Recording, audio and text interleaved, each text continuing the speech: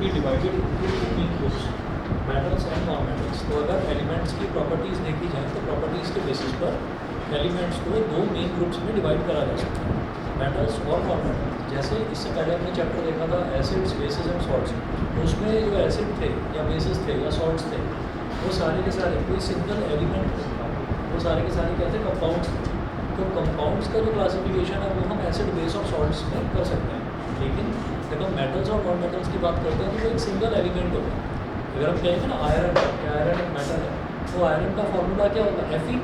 Fe मतलब एक single element है। अगर मैं कहूँ कि कॉपर एक मेटल है, तो कॉपर का एक ही सिंगल फॉर्मूला है Cu, ठीक है। कॉपर एक एलिमेंट है, तो एलिमेंट्स का क्लासिफिकेशन है ये मेटल्स एंड नॉन मेटल्स में।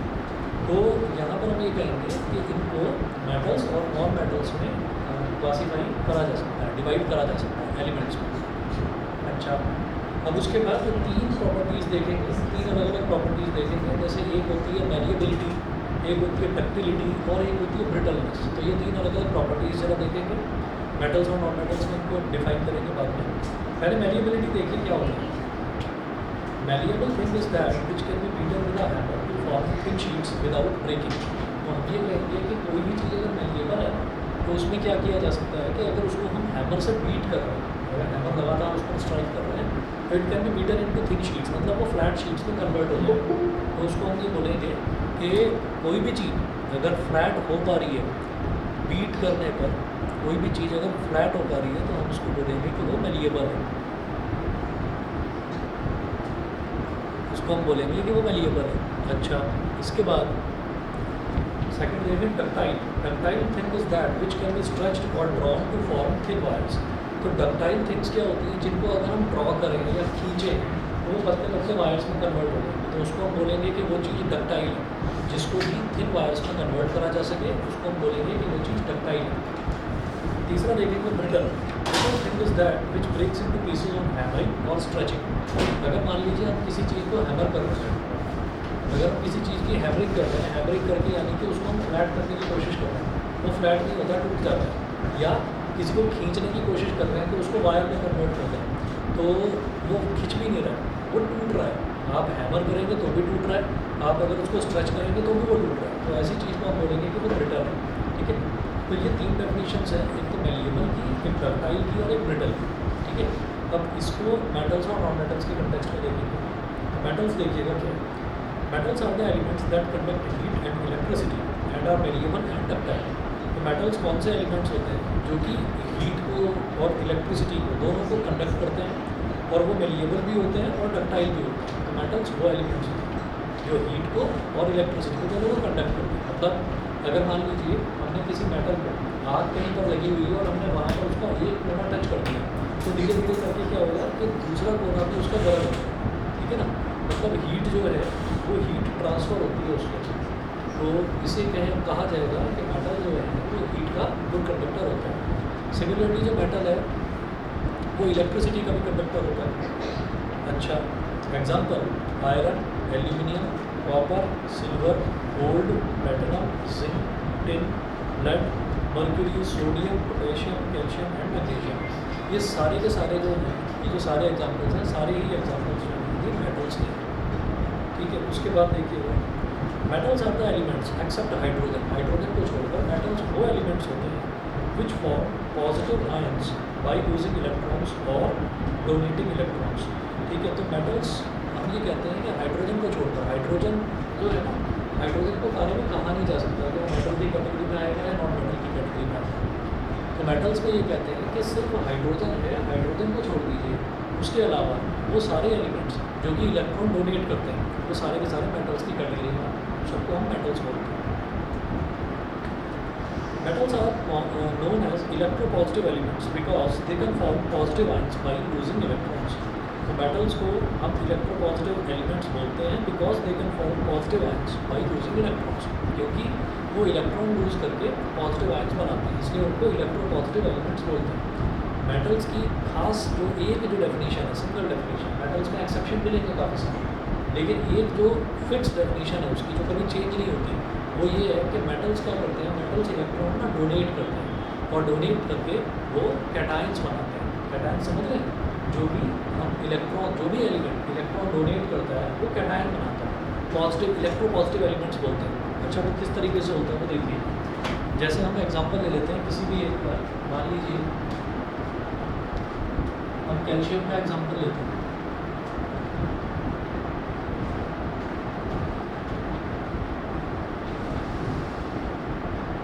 तो कैल्शियम का जो एटॉमिक नंबर है वो 20 होता है, और अगर इसका इलेक्ट्रॉनिक कॉन्फ़िगरेशन देखा जाए, एटॉमिक नंबर 20 होने का मतलब क्या है, तो इसमें नंबर ऑफ प्रोटॉन्स कितने होंगे 20।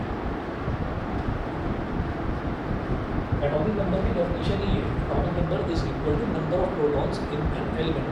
किसी भी एलिमेंट में जितने भी प्रोटॉन्स हैं वही उसका एटॉमिक नंबर कहलाता है। और जनरली नंबर ऑफ प्रोटॉन्स और नंबर ऑफ इलेक्ट्रॉन्स हमेशा इक्वल होते हैं, जनरली इक्वल होते हैं, ठीक है। अच्छा, तो नंबर ऑफ इलेक्ट्रॉन्स जो है वो भी 20 हो जाएंगे, नंबर ऑफ प्रोटॉन्स भी 20, नंबर ऑफ इलेक्ट्रॉन्स भी 20। अब जब एटॉमिक नंबर 20 है, इसका मतलब नंबर ऑफ इलेक्ट्रॉन्स उसमें 20 है। तो इलेक्ट्रॉनिक कॉन्फ़िगरेशन क्या होता है कि पहला वाला जो शेल है उसमें 2 इलेक्ट्रॉन्स आएंगे, दूसरा वाला जो शेल है उसमें 8 इलेक्ट्रॉन आएंगे, तीसरा वाला जो शेल है उसमें भी 8 इलेक्ट्रॉन आएंगे। आप कहेंगे कि नहीं मैंने तो पढ़ा 2, 8, 18, 30, हम कहेंगे नहीं वो भी ठीक है, लेकिन क्या है कि 8 इलेक्ट्रॉन आते ही पहला वाला शेल छोड़ता है, दूसरे में तो 8 आते ही आते हैं, मैक्सिमम 8 इलेक्ट्रॉन आते हैं, तीसरा चौथा पाँचवा सब में अगर 8-8 इलेक्ट्रॉन भी आ जाए ना तो वो स्टेबल हो जाता है। तो 8 इलेक्ट्रॉन के बाद वो आगे के इलेक्ट्रॉन जो है वो अगले शेल में जंप कर जाता है। तो हमने कहा पहला शेल सेटिस्फाई हो गया, 2 इलेक्ट्रॉन आ गए, दूसरा शेल 8 इलेक्ट्रॉन आ गए, सेटिस्फाई हो गया, तीसरा शेल 8 इलेक्ट्रॉन आ गए, वो भी सेटिस्फाई हो गया। तो 2 + 8 10, 10 + 8 18, टोटल इलेक्ट्रॉन्स कितने थे 20, तो 2 आ जाएगा, ठीक है। तो किसी भी शेल में अगर 8 इलेक्ट्रॉन आ जाते हैं तो हम ये कहते हैं कि वो स्टेबल हो गया, ठीक है। अब स्टेबिलिटी की तलाश रहती है हमेशा, तो ये रहता है कि जैसे ये 2 इलेक्ट्रॉन है लास्ट वाले शेल में, तो अब या तो ये बाहर से कहीं से 6 इलेक्ट्रॉन ले लें और या फिर इन 2 इलेक्ट्रॉन्स को भी ये डोनेट कर दे, ठीक है। तो ये क्या करता है कि 2 इलेक्ट्रॉन तो इसकी बात नहीं है कि वहाँ से 6 इलेक्ट्रॉन्स को खींच पाए, क्योंकि जो 2 इलेक्ट्रॉन है इन्हीं को डोनेट कर दिया जाता है। जब ये 2 इलेक्ट्रॉन डोनेट हो गए तो अब इसके पास इलेक्ट्रॉन्स कितने बचे,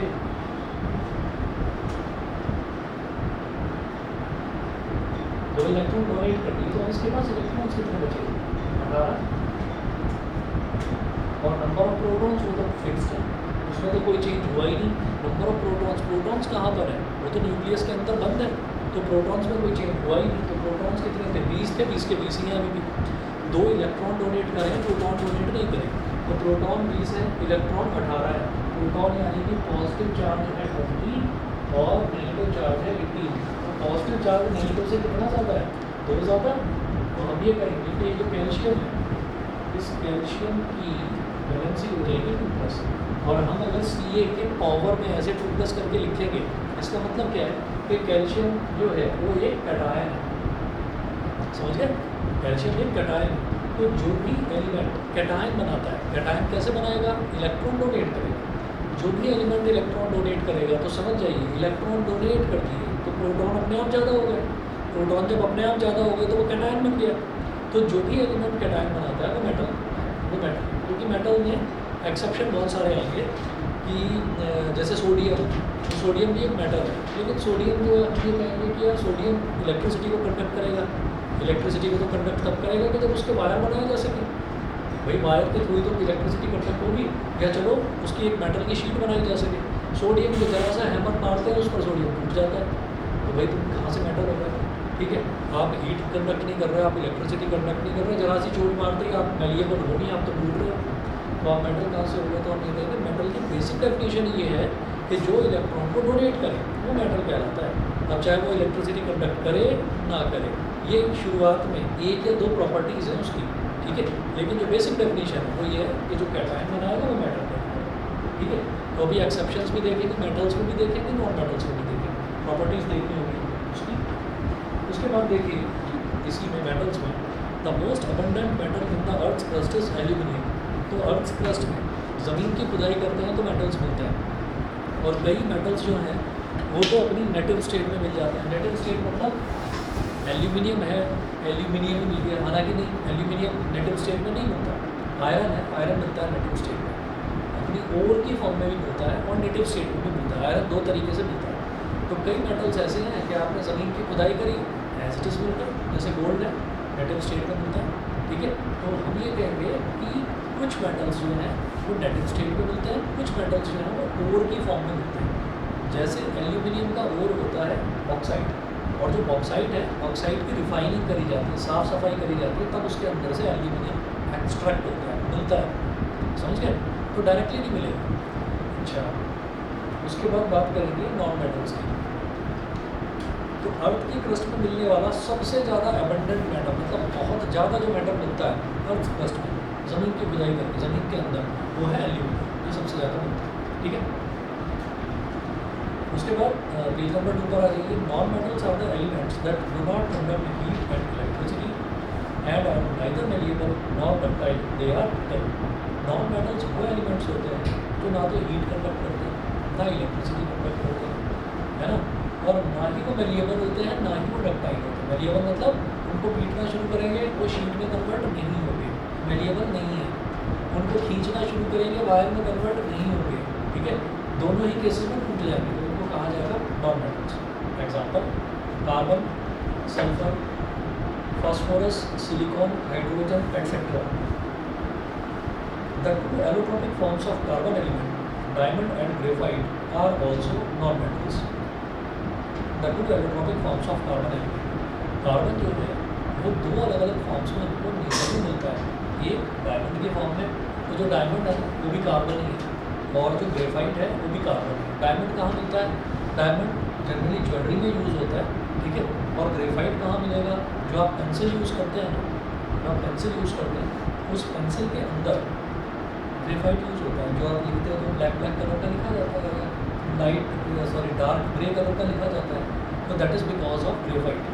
अच्छा, प्योरली ग्रेफाइट नहीं होता उसमें, आपने नोटिस करा होगा पेंसिल पर लिखा रहता है बॉन्डेड लेड, है ना, तभी देखेंगे लेड नहीं लिखा होगा, बॉन्डेड लेड लिखा होगा। बॉन्डेड का मतलब क्या है? लेड के साथ उसकी बॉन्डिंग करी गई है, लेड के साथ लेड उसमें मिक्स करा गया। लेड क्या होता है? शीशा। तो शीशे का पाउडर उसमें मिक्स करा जाता है, क्योंकि जो ग्रेफाइट है, ग्रेफाइट बहुत स्मूथ होता है, ग्रेफाइट बहुत स्मूथ होता है। वो इतना स्मूथ होता है कि ये मिलिट्री में होता है, मिलिट्री में जब ये किसी मिशन वगैरह पर जाते हैं तो आपने देखा होगा फिल्मों में वो हाथ में एक वो काली सी पॉलिश लगा लेते हैं, उसको ऐसे मुँह पर लगा लेते हैं। क्यों लगा लेते हैं?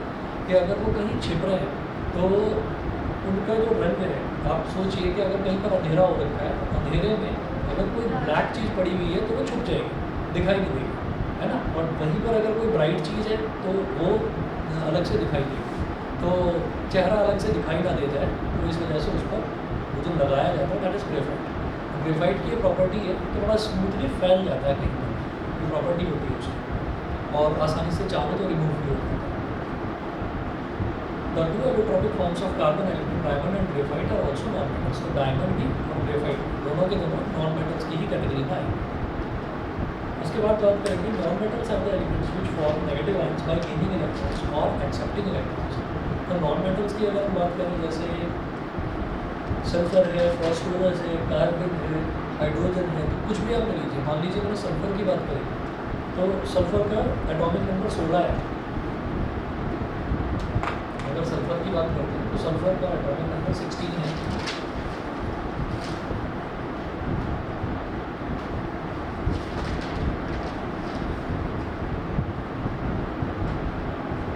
तो 2, 8 और 6, तो इसका आउटर मोस्ट शेल में 6 आ रहा है, तो ये क्या करेगा? ये 2 इलेक्ट्रॉन गेन करेगा, तो 2 इलेक्ट्रॉन गेन करे इसमें आउटर मोस्ट शेल में 8 इलेक्ट्रॉन बनाने के लिए, यानी कि स्टेबल होने के लिए इसमें 2 इलेक्ट्रॉन्स गेन करेंगे।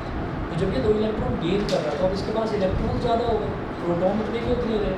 प्रोटॉन कितने रहेंगे? जो एटॉमिक नंबर 16, प्रोटॉन इतने रहे, लेकिन इलेक्ट्रॉन 2 ज़्यादा हो गए। तो ऐसे में क्या होगा? हम ये कहेंगे कि ये क्या है? ये एनायन है, ये इलेक्ट्रॉन नेगेटिव है। तो मेटल नॉन मेटल्स जो होते हैं वो एनायंस बनाते हैं, वो इलेक्ट्रॉन नेगेटिव होते हैं। क्लियर है? Non-metals are also known as electronegative elements because they can form negative ions by gaining electrons. The most abundant non-metal in the Earth's crust is oxygen. तो अर्थ क्रस्ट में, वही ज़मीन में जितना भी जो सबसे ज़्यादा abundantly मिलने वाला नॉन मेटल है वो ऑक्सीजन। तो ऑक्सीजन उनको सबसे ज़्यादा मिलता है। तो ऑक्सीजन एक गैस है, ऑक्सीजन गैस है, तो ये कहेंगे कि ऑक्सीजन एक नॉन मेटल की कैटेगरी में आ गया। गैस को कैसे खींचोगे? सर जैसे कार्बन होता है और फॉस्फोरस होता है वो तो केटायन भी बनाता है और एनायन भी बना लेता है। जो कार्बन है ना, कार्बन का मैं बताता हूँ क्या है। जो भी एलिमेंट है जो भी शेयरिंग करता है ना, तो शेयरिंग वाला एलिमेंट जो है वो नॉन मेटल की कैटेगरी में आता है। जनरली हम ये कहते हैं कि जो नॉन मेटल है, नॉन मेटल तो आपका एनायन बनाएगा। अब जैसे कार्बन है, तो कार्बन का मैंने यहाँ पर एग्जांपल क्यों नहीं दिया, क्योंकि कार्बन का एग्जांपल मैं बहुत ज़्यादा देने वाला हूँ कार्बोनेटेड कंपाउंड्स। ठीक है, वहाँ हम कार्बन ही कार्बन डिस्कस कर रहे हैं। तो आप देखिएगा कि जो कार्बन है, कार्बन का एटॉमिक नंबर 6 है, तो 2,4। तो हम ये कहेंगे कि यहाँ पर ऐसा होता है कि ये या तो 4 इलेक्ट्रॉन दे दे या 4 इलेक्ट्रॉन दे दे। तो ना तो ये 4 इलेक्ट्रॉन दे पाता, ना ये 4 इलेक्ट्रॉन दे पाता, ये ना 4 इलेक्ट्रॉन की शेयरिंग कर लेते हैं। तो हम ये कहेंगे कि जो भी इलेक्ट्रोपॉजिटिव नहीं है वो फिर नॉन मेटल की कैटेगरी में है। एक और भी होती है कैटेगरी, मेटलॉइड भी होते हैं। ठीक है, तो मेटलॉइड अपने सिलेबस में नहीं है, उनको करना नहीं है। ठीक है, कुछ प्रॉपर्टी नॉन मेटल्स की शो करेंगे, कुछ प्रॉपर्टी मेटल्स की शो करेंगे। तो जो कार्बन है, कार्बन में ये कहा जाता है कि ऑल्दो ये इलेक्ट्रॉन एक्सेप्ट तो नहीं कर रहा है, इलेक्ट्रॉन की शेयरिंग कर रहा है, लेकिन नॉन मेटल की कैटेगरी में आया क्योंकि बाकी सारी प्रॉपर्टीज़ ये नॉन मेटल्स की शो करता है, इस वजह से। ऐसा ही कुछ आप देखें आगे, मैंने एक एग्जांपल में दिया है इसमें सिलिकॉन। सिलिकॉन में भी यही चक्कर है, उसमें भी यही चक्कर है, क्योंकि वहाँ पर भी वो 4 की शेयरिंग ही करता है, वहाँ पर भी एनायन भी बनेगा। सिलिकॉन का क्या होता है, एटॉमिक नंबर बोलिए, और आप देखिएगा वहाँ पर भी यही हो जाएगी कहानी, 8,4। यहाँ पर भी शेयरिंग होगी। तो हम ये कहेंगे कि ये वाला भी जो है ये हमारा नॉन मेटल की कैटेगरी में आएगा। क्लियर? और सर फॉस्फोरस भी जैसे उसके अंदर फॉस्फोरस का मैं आपको बता रहा हूँ कि फॉस्फोरस एक एक्सेप्शनल केस है। केमिस्ट्री में एक्सेप्शन बहुत सारे हैं। फॉस्फोरस जो है वो पेंटावेलेंट भी है, यानी कि 5 भी है उसकी वैलेंसी, और 3- भी है। ठीक है, तो 3- तो एक बार तो समझ में आती है, क्योंकि फॉस्फोरस का क्या है, फॉस्फोरस का 15 है, तो 285, तो 285 तो हम ये कहेंगे 5 जो है, 5 एलिमेंट, 5 इलेक्ट्रॉन्स, वो 3 इलेक्ट्रॉन्स को तो आसानी से खींच लेंगे, लेकिन वो 5 इलेक्ट्रॉन डोनेट कैसे हो गए, तो वो स्पेशल कंडीशंस होती हैं जिसमें हम 5 इलेक्ट्रॉन डोनेट भी कर देते हैं फॉस्फोरस। ठीक है, तो वो एक्सेप्शनल केस है, और अगर देखा जाए तो आएगा, नॉर्मली अगर देखा जाए तो नॉन मेटल की कैटेगरी में आएगा। क्यों आएगा, क्योंकि आप ये देखेंगे कि आउटर मोशन में 5 हैं, तो वो इजीली क्या करेगा, वो इजीली एनायन बनाएगा। ठीक है, कैटायन बनाना उसका एक स्पेशल कंडीशन है। जैसे ऑक्सीजन है, ऑक्सीजन, क्लोरीन, आयोडीन, फ्लोरीन, इन सब के बारे में अगर हम देखें तो ये सारे के सारे जिनमें भी लास्ट में ईन आ रहा है ना, ऑक्सीजन है, ऑक्सीजन तो यार एक्सेप्शन हो गया, क्लोरीन, फ्लोरीन, ब्रोमीन, आयोडीन, ये जितने भी हैं, ये सारे के सारे ये कहा जाता है कि डाइएटॉमिक स्टेट में एग्जिस्ट कर रहे हैं। अगर ब्रोमीन कहीं पर किसी के साथ रिएक्ट कर रहा है तो सिर्फ Br नहीं लिखा होगा, Br के नीचे 2 लिखा होगा, Br2। ठीक है, ऐसे ही क्लोरीन रिएक्ट कर रहा है, सिर्फ क्लोरीन है ना, तो Cl2, तो ये कहते हैं डाइएटॉमिक स्टेट में एग्जिस्ट कर रहा है। सिमिलरली ऑक्सीजन भी, सिमिलरली नाइट्रोजन भी, तो ये सारे के सारे डाइएटॉमिक स्टेट में एग्जिस्ट करते हैं। और स्पेशल कंडीशन ये होती है कि आप ऑक्सीजन मोनोएटॉमिक स्टेट में भी ऑब्टेन कर सकते हैं, उसको नेसेंट ऑक्सीजन कहा जाता है, प्योरेस्ट फॉर्म ऑफ ऑक्सीजन। जो ये होता है ना ओजोन लेयर फॉर्मेशन में यूज नहीं है, वो तो अलग चीज़ है, वो तो O3 है, वो तो O3 हो गया, वो तो ट्राई एटॉमिक स्टेट में ऑक्सीजन। बट ओजोन लेयर भी तो ऐसी फॉर्म होती है, oxygen plus nascent oxygen gas ozone बनती इस तरीके से है, लेकिन ये मालूम है ना ओजोन लेयर में धीरे धीरे होल होता जा रहा है, वो होल बढ़ता भी जा रहा है, वो भर नहीं, डिप्लीशन तो हो रहा है, वो वापस भर भी रहा है, मतलब वो वापस से प्रॉपर तरीके से जैसा उसको होना चाहिए वैसा भी हो रहा है। ये क्यों है पता है, ये करा जा रहा है, ये करा जा रहा है। बड़े बड़े कंट्रीज़ जो हैं, बड़े बड़े कंट्रीज़ जो हैं वो स्पेसशिप्स भेज रहे हैं और वहाँ पर ओजोन को छोड़ा जा रहा है धीरे धीरे, ताकि वो जो लेयर जो हट गई है वहाँ से वो वापस से फॉर्म हो जाए। ठीक है, तो इसी चीज़ को देखते हुए कि कहीं पूरा जो अर्थ है वो बर्बाद ही ना हो जाए, इस चीज़ को देखते हुए। और इसमें सारी कंट्रीज़ है, मतलब पाकिस्तान और बांग्लादेश की बात नहीं कर रहे हैं क्योंकि उनकी तो वैसे ही हालत ख़राब है, और अच्छे कंट्रीज़ की बात कर रहे हैं। ठीक है, तो ओजोन बनता उसी से है। तो मैं जैसे नेसेंट ऑक्सीजन की बात कर रहा हूँ तो ये उसमें यूज़ होता है, जो ये होता है ना, शब्द भूल जाता भी ये मेडिकल उसमें तो सांस लेने के लिए लगाया जाता है। वेंटिलेटर सुना होगा ना आपने, है ना, कि वेंटिलेटर सपोर्ट पर है कोई, है ना। जैसे मान लीजिए किसी को लंग्स की प्रॉब्लम है या सांस लेने में दिक्कत है तो उसको बोलते हैं वेंटिलेटर सपोर्ट पर है। तो वेंटिलेटर में जो गैस है वो ऑक्सीजन में डालकर नेसेंट ऑक्सीजन ही डाली जाती है। ये कहते हैं कि नेसेंट ऑक्सीजन जो है उससे आपका रेस्पिरेशन सिस्टम जल्दी से जल्दी ठीक हो जाता है, ठीक है। तो हम ये कहते हैं कि जो नेसेंट ऑक्सीजन है वो एक स्पेशल कंडीशन है जिसमें बना दिया जाता है ऑक्सीजन को नॉन वाइटामिक स्टेट में ऑब्टेन किया जाता है। इसी तरीके से जो फास्फोरस है, फास्फोरस में स्पेशल कंडीशन होती है जिसमें ये कंपल किया जाता है उसको कि नहीं बेटा तेरे को 5 इलेक्ट्रॉन डोनेट करने ही है, ठीक है। तो तब फिर मेटल की तरह भी ऐसा होता है फास्फोरस में, ठीक है। क्लियर है? हाँ। चलिए जी, अब इसके बाद नेक्स्ट देखेंगे physical properties of metals. Maulika आवाज़ आ रही है? क्लियर है यहाँ तक? ठीक है। उसके बाद देखिएगा फिजिकल प्रॉपर्टीज ऑफ मेटल्स। तो फर्स्ट है metals are malleable, that is metals can be beaten into thin sheets with a hammer without breaking. Metals are malleable होता है मतलब metals can be beaten into thin sheets without breaking. Gold and silver are the best malleable metals. Aluminum foils are used for packing food items like biscuits, chocolates, medicine, cigarettes, etc. तो aluminium foil भी आपने देखा भी होगा, aluminium foil generally घर में भी होती है ना। वो रोल होता है उसका, उससे निकाल देते हैं, रोटी वगैरह पैक करने के लिए।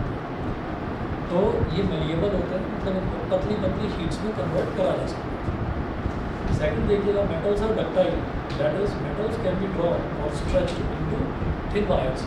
तो मेटल्स जो है वो डक्टाइल होते हैं, that is metals can be stretched into thin wires. आपने सुना होगा गोल्ड चेन लोग पहनते हैं गले में, सोने की चेन, चांदी की चेन, है ना। इसका मतलब उसकी क्या चेन बनाई जा सकती है, वायर बनाई जा सकती है। तो gold is the most ductile metal, सबसे ज़्यादा अच्छा डक्टाइल मेटल गोल्ड ही होता है। तो copper and aluminium metals are also very ductile and can be drawn into copper wires and aluminium wires which are used as electric wires. तो copper और aluminium metals जो हैं ये भी बहुत ज़्यादा डक्टाइल होते हैं और इनको कॉपर वायर में और एल्यूमिनियम वायर में कन्वर्ट करा जा सकता है, ठीक है। ये नहीं हार्ड कॉपी है।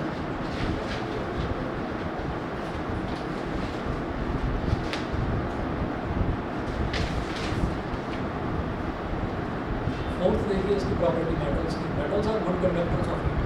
मेटल्स बहुत अच्छे कंडक्टर्स होते हैं हीट के। Silver metal is the best conductor of heat. The cooking utensils and water boilers, etc., are usually made of copper or aluminium metals because they are very good conductors of heat. तो जो silver metal है, पहली चीज़ silver metal को heat का best conductor होता है, बहुत अच्छा कंडक्टर होता है।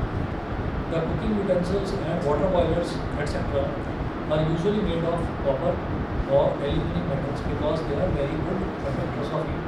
तो आपने देखा होगा कॉपर तो यूज़ नहीं करते हैं लेकिन हाँ इतना जरूर है एल्यूमिनियम यूज़ किया जाता है, काफ़ी यूज़ करा जाता है। प्रेशर कुकर होते हैं एल्यूमिनियम के। तो कुकिंग यूटेंसिल्स जो बर्तन है वो बर्तन जो है वो एल्यूमिनियम के या कॉपर के बनाए जाते हैं। Lead is the purest conducting metal. तो लेड जो है वो भी एक मेटल है लेकिन प्योरेस्ट कंडक्टिंग मेटल, बहुत प्योर मेटल। सही है, ये चला आगे। फोर्थ देखिएगा metals are good conductors of electricity. Electricity के भी गुड कंडक्टर्स मेटल्स ही हैं। Metals allow electric current to pass through them easily. Silver metal is the best conductor of electricity. The electric wires are made of copper and aluminum metals because they are very good conductors of electricity. तो electric wires जो हैं copper और aluminium के बनाए जाते हैं because they are very good conductors of electricity, क्योंकि वो इलेक्ट्रिसिटी के बहुत अच्छे कंडक्टर्स होते हैं, ठीक है। 1 मिनट दीजिए, अभी आ रहा हूँ।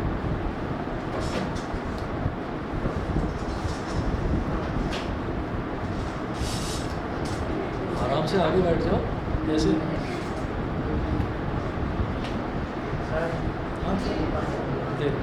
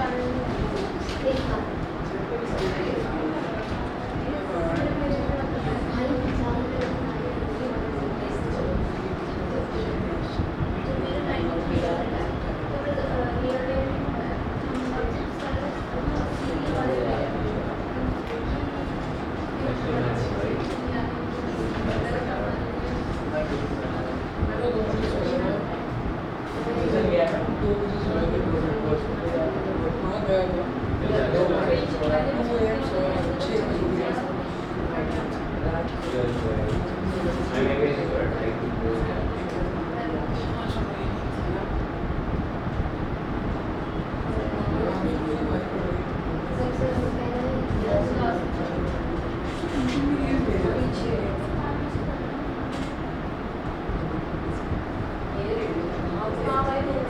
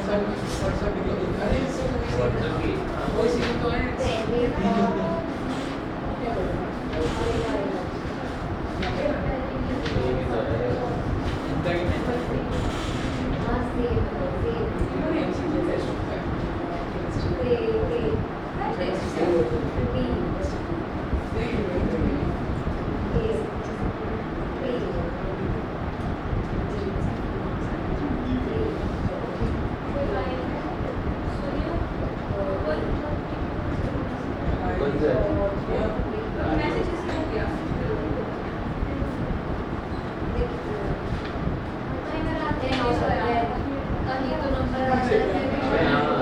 अब ऐसे 3:30 बजे का स्टोरी लगाएगी फ्रेंड छुटेगी है ना 3:30 बजे नहीं 3:30 में डालेंगे इसको डालेंगे ये तो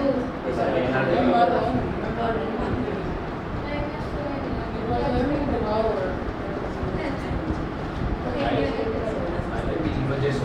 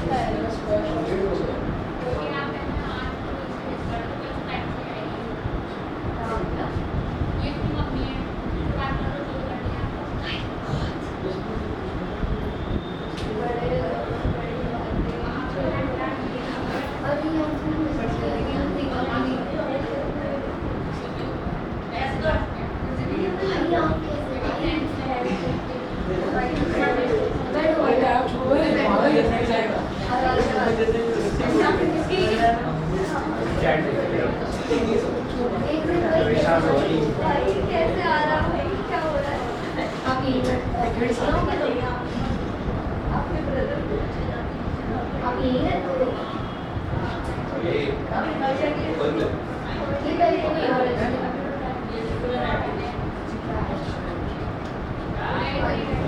और मेरे व्हाट्सएप पे लिंक है और जो ना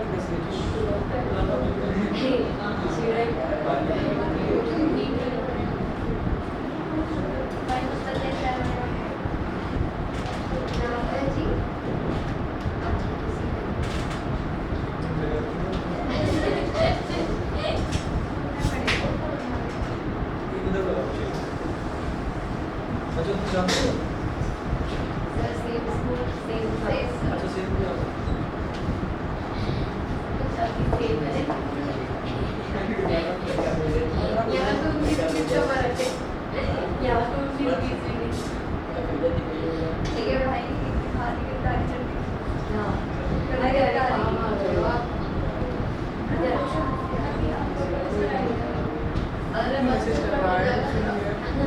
पहले यार एक बार टूटा था उसने तो ऑलरेडी छोड़ दिया इसने मुझको करना नहीं है यार मुझे मैंने लिखा हुआ है मैंने ऐसा पेपर मार तो मुझे जाको तो पड़े थे मेरा टिफिन गया तो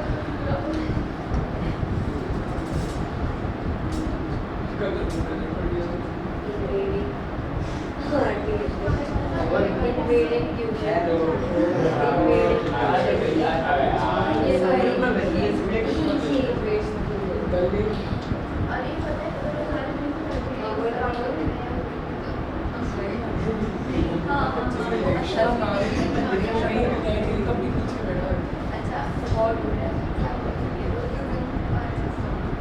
एक सेकंड हो रहा था हमारे क्लास में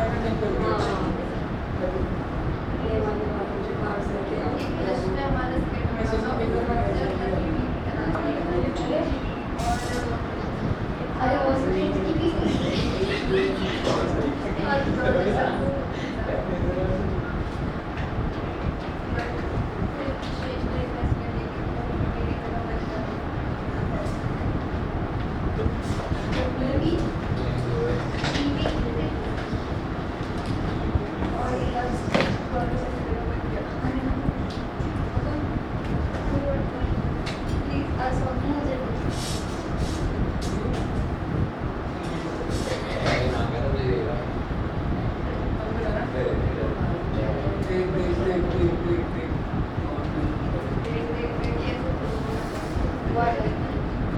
पांचवी प्रॉपर्टी देखिएगा।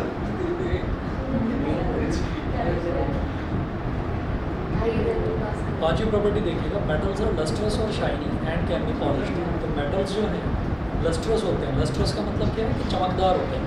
ठीक है, सुनो एक बुकलेट दे दो। नाम क्या है तुम्हारा? नामिया। नमिया। मेटल्स आर लस्ट्रस और shiny and can B polished. तो मेटल्स जो है ना वो शाइनी होते हैं, मतलब उन पर पॉलिश करी जा सकती है। अच्छा, अब देखिएगा, the metals use their shine on keeping in air for a long time and acquire a dull appearance due to the formation of a thin layer of oxide carbonate और सल्फाइड ऑन देयर सरफेस। तो metals जो हैं वो चमकदार होते हैं, उनको polish करा जा सकता है। तो ये होता है कि मेटल्स को पॉलिश क्यों करा जाता है? मेटल्स को पॉलिश इस वजह से करा जाता है, जैसे आयरन ही, तो अगर आयरन को देखें, आयरन को अगर ऐसे ही रख दिया जाए, नॉर्मली ऐसे ही छोड़ दिया जाए, तो आयरन का जो सरफेस है उस पर ऑक्साइड की लेयर डिपॉजिट हो जाती है, जिसको हम कहते हैं रस्टिंग हो गई, है ना, कि उसके ऊपर जंग लग गया, हम ये कहते हैं। लेकिन अगर उसको लॉन्ग लाइफ हमें उसकी चाहिए तो क्या करा जाता है, उसके ऊपर पेंट कर दिया जाता है, पॉलिश कर दी जाती है। तो उनकी क्योंकि सरफेस बहुत ज़्यादा स्मूथ है, सारे प्यासे बैठे हुए थे क्या, मैं बॉर्डर भर के लेकर आए, कोई बात नहीं, चलो रखो।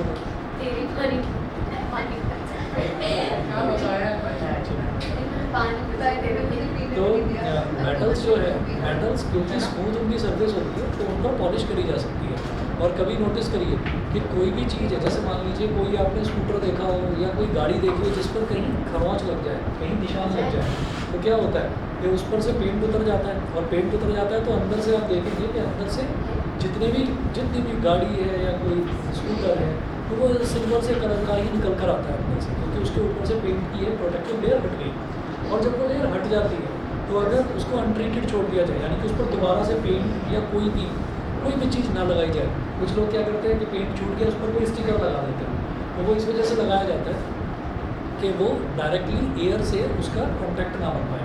एयर से कॉन्टैक्ट बन जाता है तो ऑक्सीडेशन हो जाता है और जंग लग जाता है, उस पर फिर से निशान पड़ जाता है। ठीक है, अगला देखिएगा, सिक्स्थ है, metals are generally hard except sodium and potassium which are soft metals. तो मेटल्स जो है वो जनरली हार्ड होते हैं except sodium and potassium which are soft metals. ठीक है, अब देखिएगा, हार्डनेस या तो नसीब मत पियो, मैं कह रहा हूँ मत पियो, गिरेगा नहीं तो पानी जाएगा। ठीक है ना, पानी नहीं पीने लगे देखो पाप लगेगा।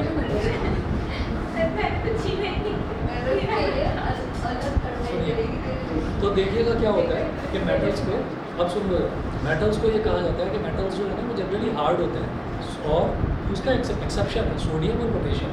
सोडियम और पोटेशियम सॉफ्ट मेटल्स होते हैं। अब सॉफ्ट का मतलब ये नहीं है कि अगर आप उसको दबाएं तो वो जैसे कोई भी रबर की कोई चीज़ है वो सॉफ्ट है, स्पंजी है, उस तरह से दबती जाएगी, ऐसा नहीं होता।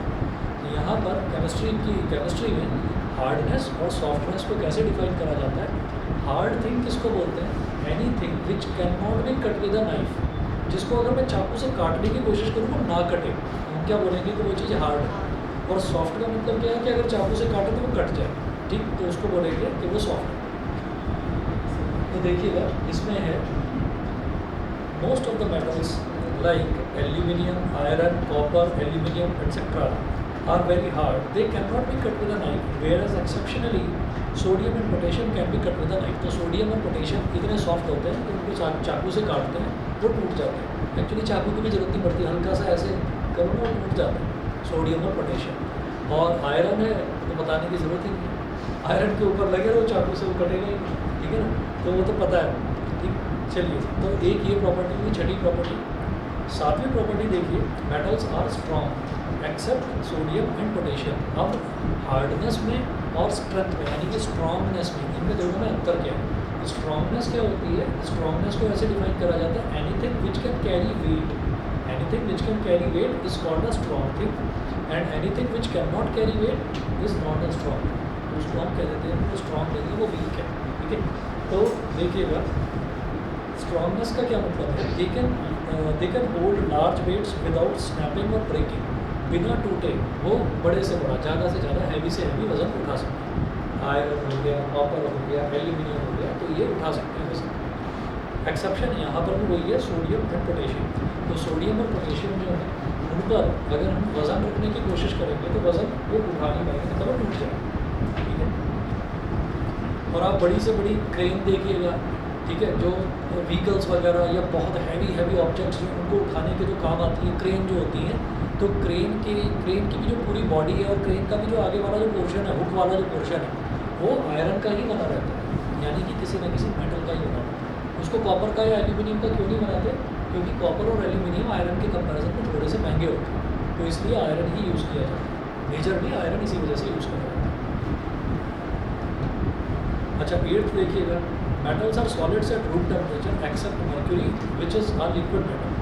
तो metals are solids at room temperature। तो room temperature पर अगर देखा जाए तो metals जो है वो जनरली सॉलिड के फॉर्म पर ही रहते हैं, मतलब सॉलिड ही रहते हैं। जैसे मान लीजिए आयरन, रूम टेम्परेचर को बोला जाता है 20 डिग्री सेल्सियस। केमिस्ट्री में रूम टेम्परेचर की जब भी बात करी जाएगी तो हम बोलेंगे 20 degree Celsius is the standard या नॉर्मल रूम टेम्परेचर। तो ऐसा होता है कि जैसे आयरन, हमने ये प्रॉपर्टी जो देखी वो कहा कि metals are solids at room temperature, के रूम टेम्परेचर पर मेटल्स क्या रहेंगे? सॉलिड्स हैं। अभी देखा है कि आयरन रखा हुआ कि मैंने लोहे को बहा दिया, तो होता है ऐसा कि मैंने पानी की तरह जैसे लोहे को फेंका और लोहा बह गया हो, या एल्यूमिनियम जो है वो हवा में तैर रहा हो, ऐसे नहीं होता। क्यों? क्योंकि ये हमेशा सॉलिड ही होते हैं। तो नॉर्मली अगर देखा जाए तो नॉर्मल रूम टेम्परेचर में ये सॉलिड रहेंगे। हाँ, आप कहेंगे नहीं मैं तो 3500 डिग्री सेल्सियस की बात करूँगा, अरे भाई इतना टेम्परेचर करोगे तो लोहा पिघल ही जाएगा, है ना, तो तब तो वो अपनी लिक्विड फॉर्म में आ जाता है। उसके बाद 9th प्रॉपर्टी देखेंगे, metals have high melting points and boiling points accept sodium and potassium. तो सोडियम और पोटेशियम हर जगह धोखा देते हैं, ठीक है ना। स्ट्रेंथ की बात करते हैं तो कहते हैं नहीं मजबूत नहीं है, हम वीक है, ठीक है। और अगर हार्डनेस की बात करते हैं नहीं हम तो सॉफ्ट है।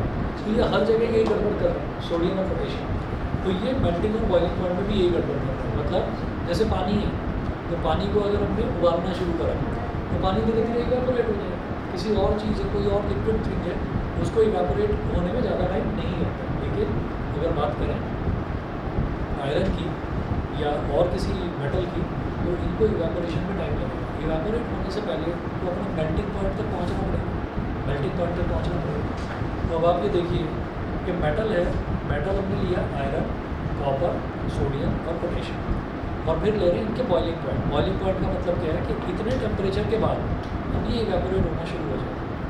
तो आयरन है 1535 डिग्री सेल्सियस, 1535 डिग्री सेल्सियस, इतना ज़्यादा टेम्परेचर आयरन का 1535 डिग्री सेल्सियस पहुँच सकता है क्या? नॉर्मली पहुँच सकता है क्या?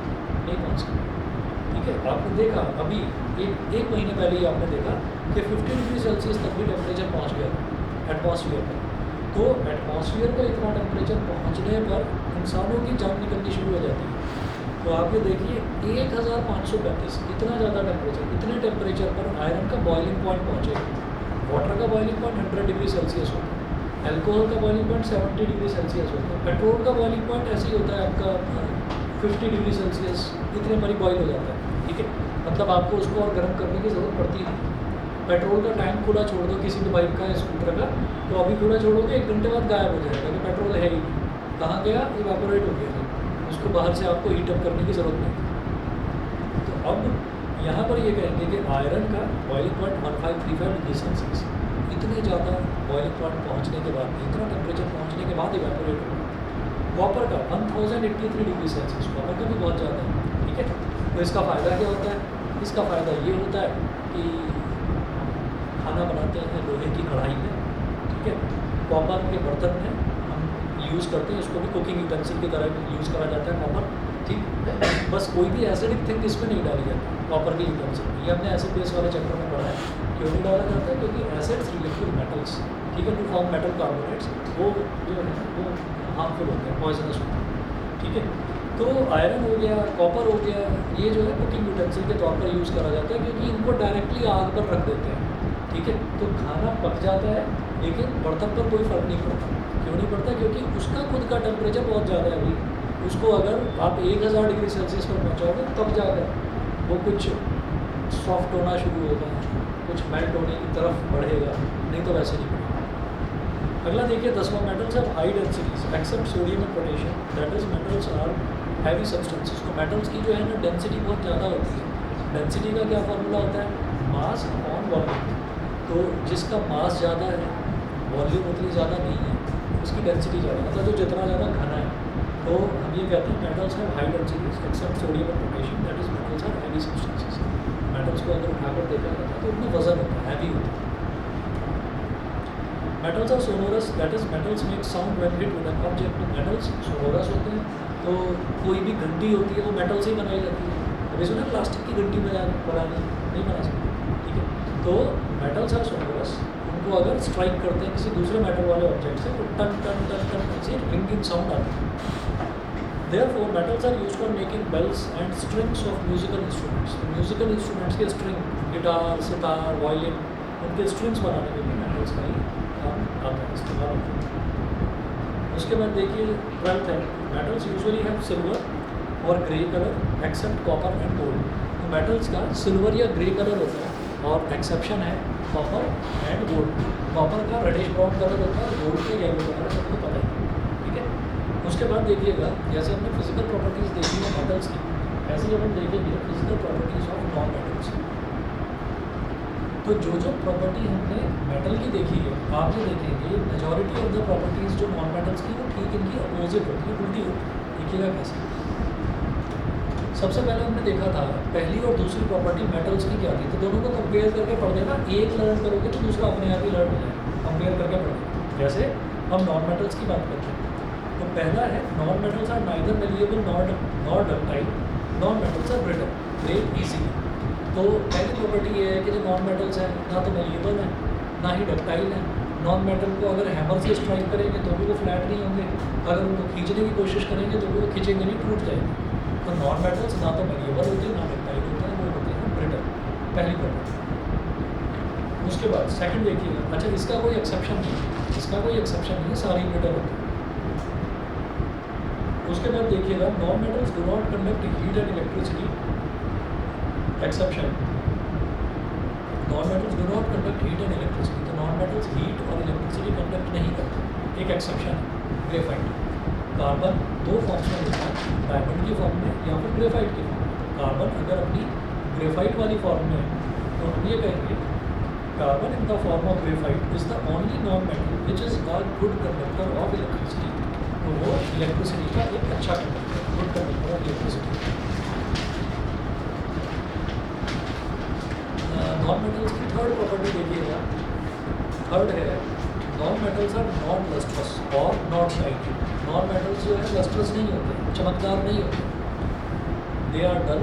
Iodine is the only non metal having lustrous appearance. Iodine एक ओनली नॉन मेटल है, आयोडीन जिसकी जो अपीयरेंस है वो चमकदार है। बाकी जितने भी नॉन मेटल्स हैं वो सारे के सारे डल होते हैं, अपीयरेंस में चमकदार नहीं होते।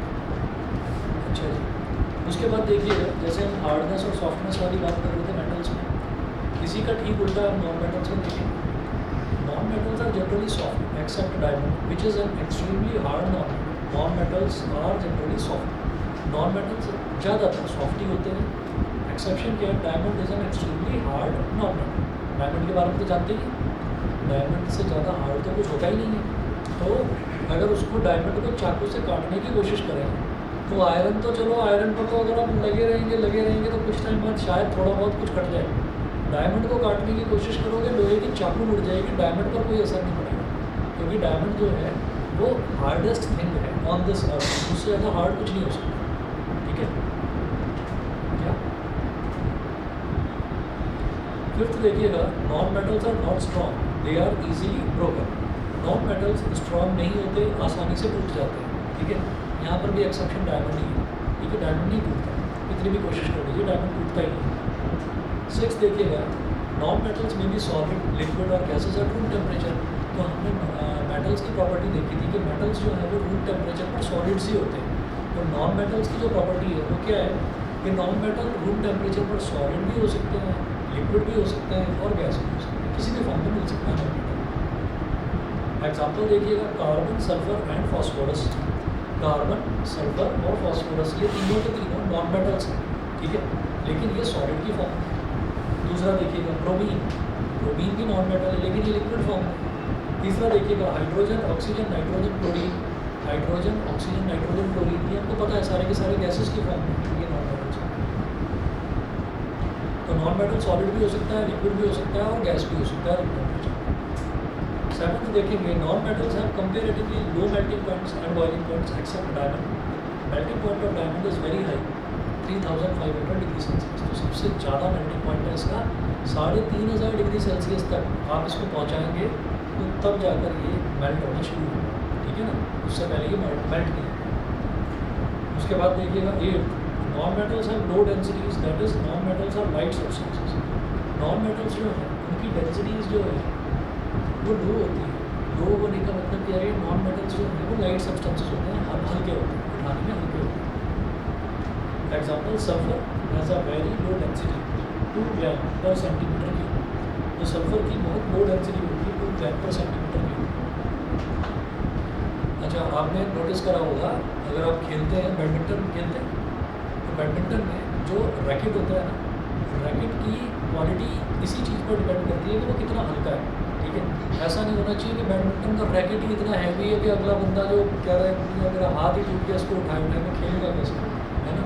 तो उसकी जो क्वालिटी है वो इसी पर डिपेंड करती है कि रैकेट कितना हल्का है।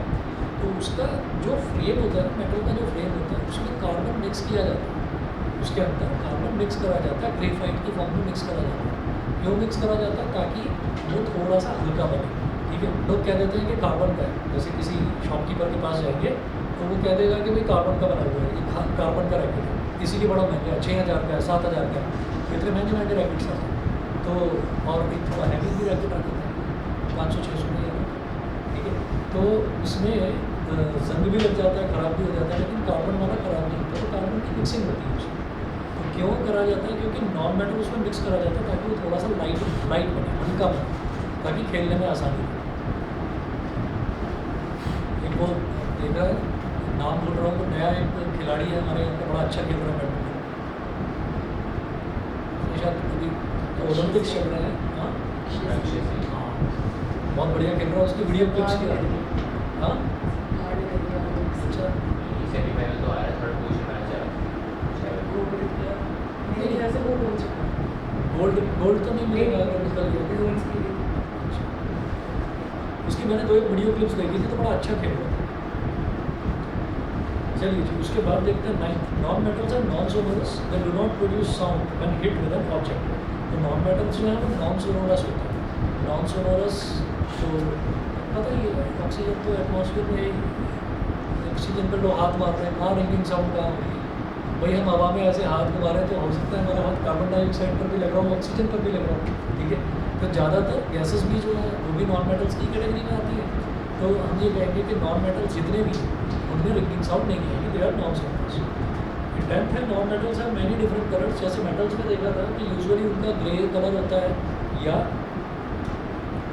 ग्रे कलर होता है, ब्लैक होता है, सिल्वर होता है, ठीक है। तो ये हमने देखा था मेटल्स में, लेकिन नॉन मेटल्स में कहेंगे कि उनका अलग अलग कलर्स होते हैं, डिफरेंट कलर्स होते हैं। सल्फर का येलो कलर है, फॉस्फोरस का वाइट भी है, रेड भी है, ग्रेफाइट का ब्लैक है, क्लोरीन का येलोइश ग्रीन है और हाइड्रोजन और ऑक्सीजन दे आर कलरलेस, ठीक है जी। उसके बाद देखना है हमको केमिकल प्रॉपर्टीज ऑफ मेटल्स। हमें इस पूरे चैप्टर में करना क्या है वो बता देता हूँ। जैसे मेटल्स और नॉन मेटल्स, इनकी फिजिकल प्रॉपर्टीज़ हमने आज कर ली। उसके बाद आती है इनकी केमिकल प्रॉपर्टीज़, उसके बाद आता है एक्सट्रैक्शन ऑफ मेटल्स, ठीक है। तो ये पूरा इस चैप्टर में, चैप्टर थोड़ा सा लेंदी है लेकिन इंटरेस्टिंग है, आपको ठीक लगेगा। फिजिकल प्रॉपर्टीज़ जैसे आपने मेटल्स की करेंगे तो आपको नॉन मेटल्स की करने में ज़्यादा मेहनत की जरूरत नहीं पड़ेगी, जस्ट उसका अपोजिट ही। ऐसे ही केमिकल प्रॉपर्टीज़ में, ठीक है। चलिए जी, आज इतना ही करते हैं, बाकी नेक्स्ट क्लास में देखेंगे। हाँ